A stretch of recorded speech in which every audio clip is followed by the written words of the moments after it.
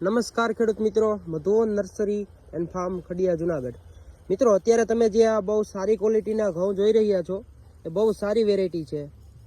તો આપણે ડાયરેક્ટ ખેડૂતભાઈની મુલાકાત લઈએ, કઈ વેરાયટી છે, કેટલા ટાઈમમાં થાય છે, કેટલા ટેમ્પરેચરમાં થાય છે ને શું ઉતારો બેસે છે આપણી જમીનમાં.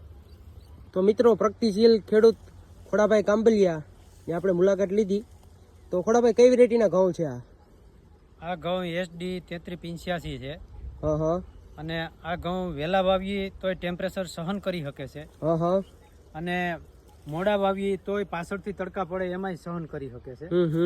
અને નબળી જમીનમાં આ 50-55 મણનો ઉતારો દે છે. 50 થી 55 મણનો નબળી જમીનમાં. સારી જમીનમાં 60 મણ સુધીનો ઉતારો, 65 મણ સુધીનો રેકોર્ડ છે આના. કેટલા ટાઈમમાં પાકી જાય છે આ 120 દિવસમાં પાકે છે. અને કેટલા પાણી જોઈએ છે આમાં? આમાં 9 થી 10 પાણી જોઈએ છે. બાકી સુકારામાં કે એવું કોઈ તકલીફ આમાં? કોઈ તકલીફ નહીં. રોગ પ્રતિકારક શક્તિ આમાં વધારે છે. દવાનો બહુ સ્પ્રે કરવો પડતો નથી. અને ભરાવદાર દાણો આવે છે અને ફૂટ વધારે થાય છે.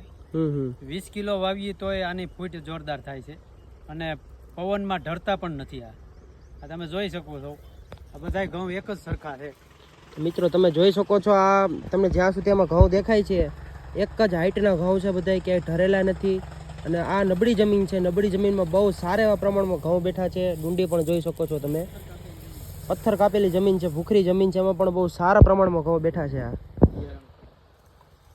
તો મિત્રો, જે પણ કોઈ ખેડૂત ભાઈને આ નવી વેરાયટીને વાવેતર કરવાની ઈચ્છા થતી હોય તો ખોડાભાઈનો કોન્ટેક્ટ નંબર તમને આપી દઈએ છીએ અને આનું બિયારણ તમને મળી જશે. ગામ છે ખડિયા, તાલુકો જિલ્લો જુનાગઢ. અને આજની તારીખમાં આ ઘઉંને કાઢવાના પણ છે.